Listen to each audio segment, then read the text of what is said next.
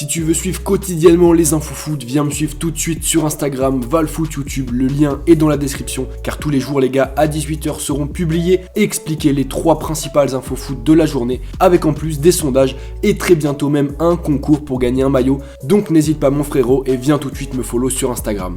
5 infos foot par semaine, une main et des vidéos, c'est tout le lundi ou presque, t'as reconnu, c'est l'actu foot et ça commence maintenant.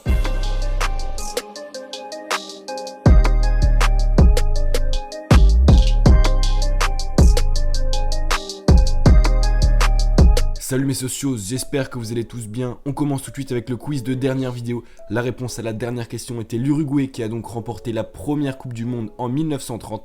Et la question d'aujourd'hui les gars à laquelle il va falloir répondre en masse en commentaire, c'est la suivante. Quel a été le score du match Pérou-Brésil en Copa América? Le match qui s'est donc joué samedi dernier. Réponse A 3-0, réponse B 4-0, réponse C 5-0 ou bien réponse C 6-0. Dites-moi donc les gars tout ça en commentaire.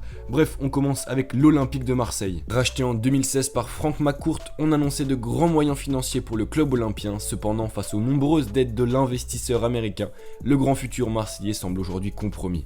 En effet, cette semaine, l'OM a été sanctionné par l'UEFA et devra s'acquitter de 2 millions d'euros plus 4 millions avec sursis à l'UEFA en cas de qualification européenne sur les 3 prochaines saisons.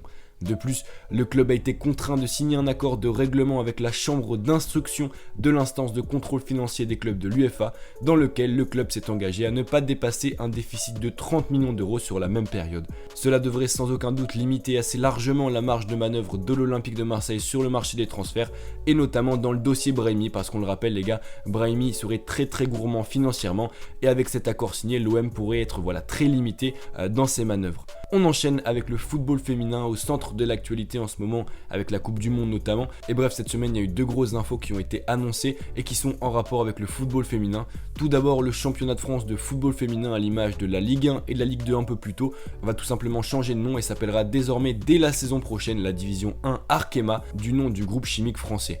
Et il est important les gars de savoir que ce partenariat de naming sera en place jusqu'au terme au moins de la saison 2022-2023.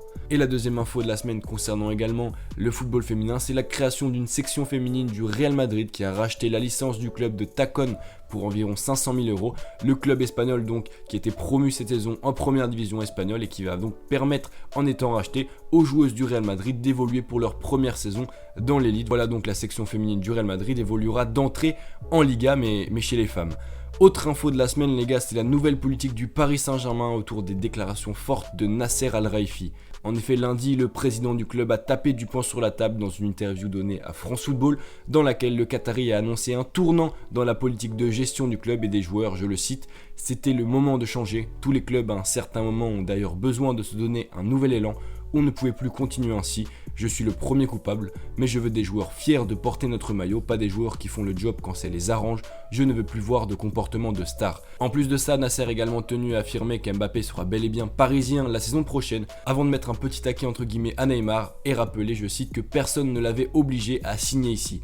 Bref, une mise au point peut-être un peu tardive mais vraiment nécessaire de la part du président parisien face aux échecs sportifs répétés du PSG. Reste maintenant à voir comment ça évoluera, est-ce que ça portera ses fruits. Mais voilà, pour le moment je pense que c'est vraiment ce qu'il fallait faire et c'était vraiment nécessaire de faire cette mise au point. En parlant de Neymar, on s'intéresse maintenant au point transfert avec 2 infos cette semaine. La première, c'est les rumeurs donc autour d'un départ de Neymar. Comme expliqué dans la dernière dépêche Mercato, de nombreuses rumeurs sont nées suite aux propos de Nasser Al-Khelaifi mais aussi des proches du joueur brésilien qui ont affirmé que le Brésilien ressortait un certain mal-être au PSG. Mais hier les gars, le Times a annoncé dans ses colonnes que le Paris Saint-Germain aurait clairement informé le FC Barcelone qu'il ne souhaitait pas vendre sa star cet été.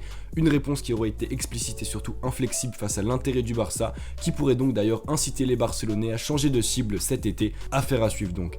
Et la deuxième info de transfert de la semaine, elle concerne Matthijs de Ligt. Un temps annoncé au Barça, le néerlandais se serait rapproché très fortement du Paris Saint-Germain ces derniers jours. Mais coup de tonnerre cette semaine les gars, la Juventus Turin se serait également lancé dans la course et serait même passé en pole position pour faire signer le défenseur central. Le club italien se serait aligné sur les exigences salariales de 12 millions d'euros annuels du joueur que seul pour le moment Paris avait mis sur la table. Cependant, contrairement aux informations données par The Telegraph, Sky Sport Italia a aujourd'hui annoncé que le joueur n'avait pour le moment pas encore pris sa décision finale, même si l'épilogue du dossier Matthijs de Ligt n'a jamais semblé aussi proche. Enfin, on termine avec le point performance, point résultat. Alors, on a tout d'abord vu cette semaine le début des huitièmes de finale de la Coupe du Monde féminine, les voici, avec déjà les qualifications de la France, de l'Angleterre, de l'Allemagne et de la Norvège. Mais on a également vu le début de la CAN avec notamment les victoires de l'Égypte, du Maroc, de l'Algérie, encore du Sénégal. Et enfin, on est presque arrivé à l'épilogue des matchs de poule de la Copa América avec la qualification in extremis de l'Argentine de Messi après sa victoire face au Qatar. Et l'Argentine de Messi affrontera donc en quart de finale le Venezuela. Le match aura lieu vendredi prochain. Et donc voilà les gars, c'est déjà la fin de cette Actu Foot. J'espère que vous avez apprécié et que vous avez appris des choses, c'est le principal. N'oubliez pas de répondre en commentaire à la question. C'était Val. Peace.